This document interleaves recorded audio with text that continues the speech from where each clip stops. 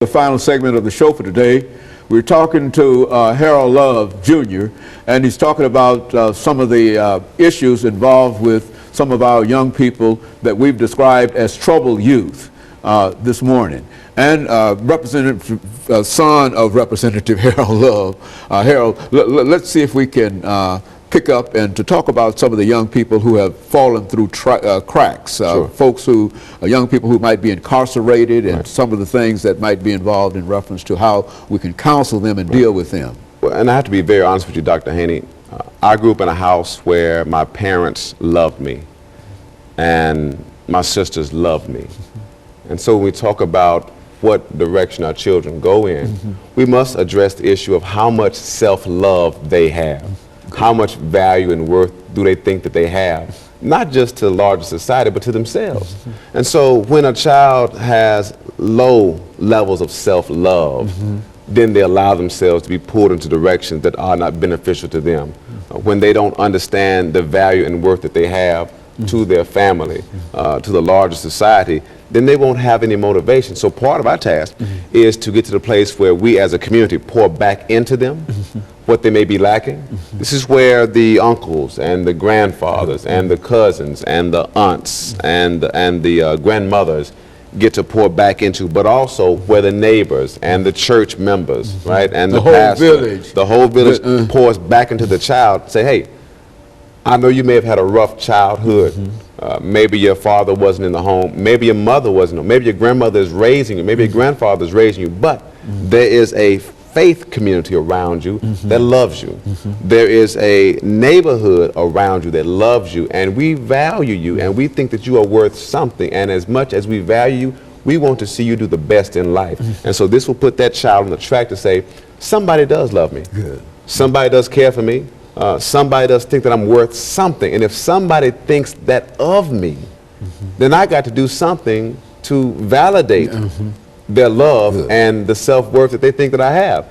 That was one thing that kept pushing me in my young adult years. I would say, you know, my parents have done a good job with loving me. And so I can't return their love with my bad behavior.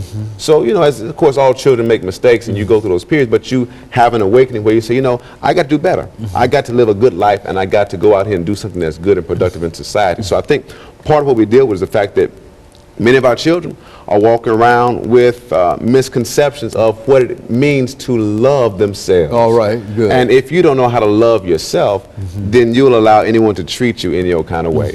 If you don't love yourself, then you will allow yourself to look any old kind of way, and you will think less of yourself. It's nothing wrong with you getting up and taking care of yourself and going out here and trying to make something good of your day and your activities. So again, everybody's not going to go to college.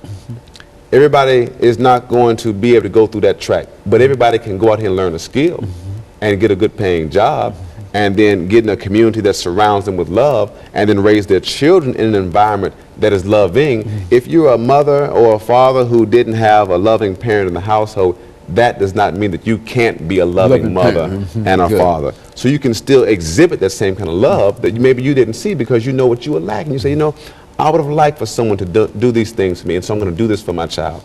So I think when we talk about the issues and the ills of our society, what it is that causes our children to veer from the track of righteousness and to instead pursue the track of unrighteousness, we must include the fact that some of them need to see examples of what it is to be loved and to love. And so we talk about the need to invest back in our children. Okay. It's the very first thing, all right?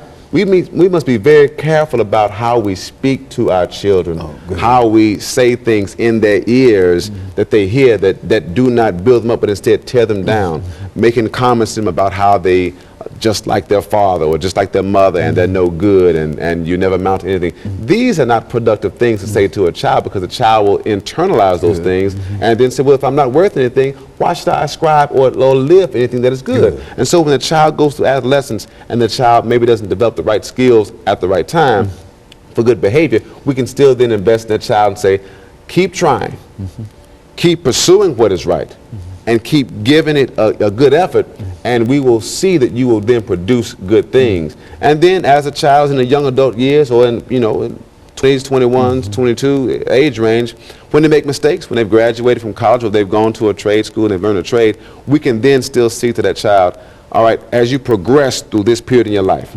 keep doing what is right and what is productive, keep going over those speed bumps in life, and keep pursuing what is good and what is worthy. Very good, and I think that that's a good